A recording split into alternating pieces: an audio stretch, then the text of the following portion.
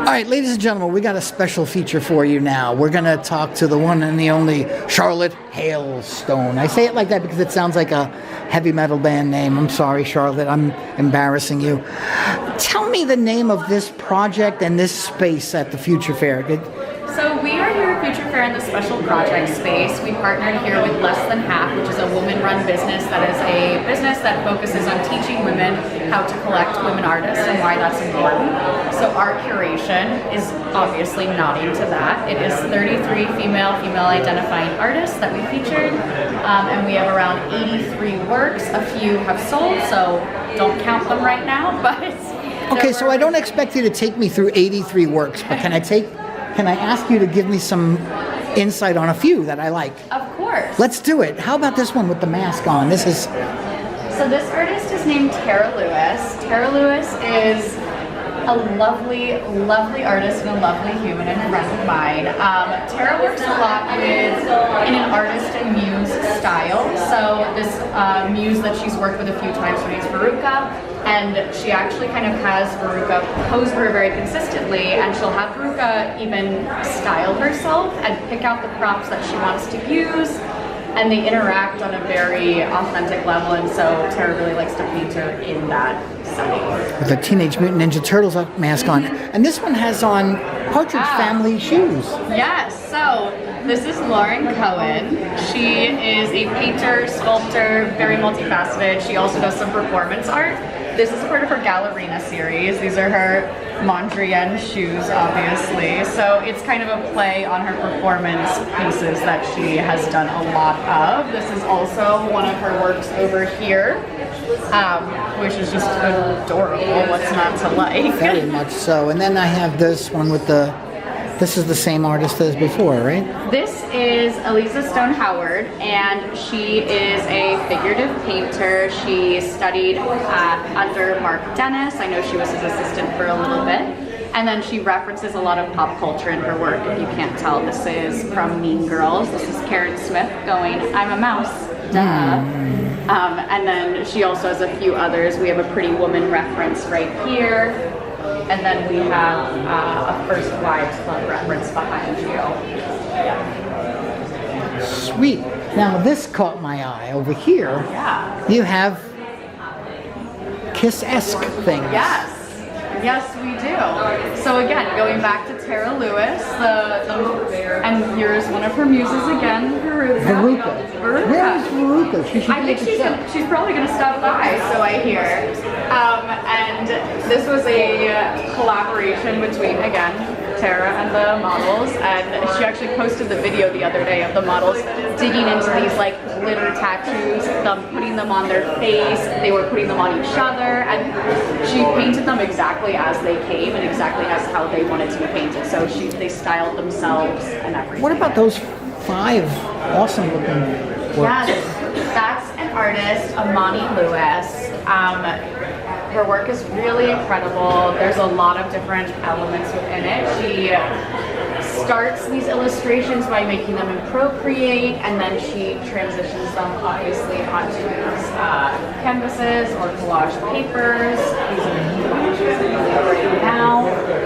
And then the glitter paper she actually makes herself. It's not like a sheet of glitter paper. It's truly glitter on paper, which I think is very fun, and it feels very nostalgic too. Now, these are also very nice. Yes, that's Angela China, obviously an abstract painter. She actually recently just got the Silver Arts residency, which was really exciting. And she does this on mainly a much larger scale, but for this show we were super lucky in getting able to get a smaller piece of hers. We were super excited about it. Charlotte, there's so much to do, so I'm not going to keep you going, but tell me how important something like what you're up to is. I think it's this specifically in this space. I think it's really important to collect female artists. I think especially living female artists are a little bit overlooked. You hear about these moments where all of a sudden you're like, oh, an artist is finally discovered around 80 or 90, and it's typically a woman that gets a retrospective that late in life.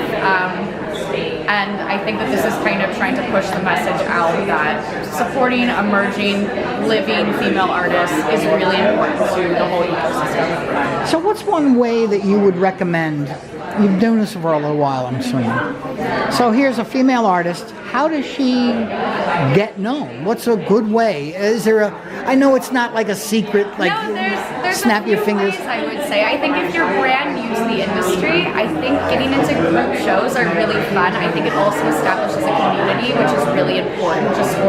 That's what I've learned because I'm also an artist. I think it's so important to just be around your peers and be interacting with them a lot and being in context with them even, because then you get free critiques in a sense. You get to see what other people are working on. You learn things from them. And I think that would be the first step, is just really cultivating a strong friendship and making your own cohort in a female-dominated space.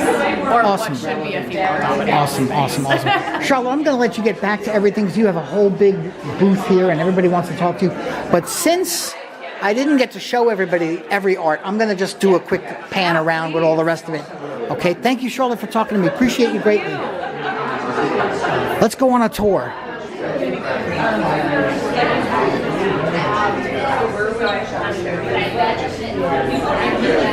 So I'm finding this email with the artist link. Don't go anywhere. It's not the exhibitor memo.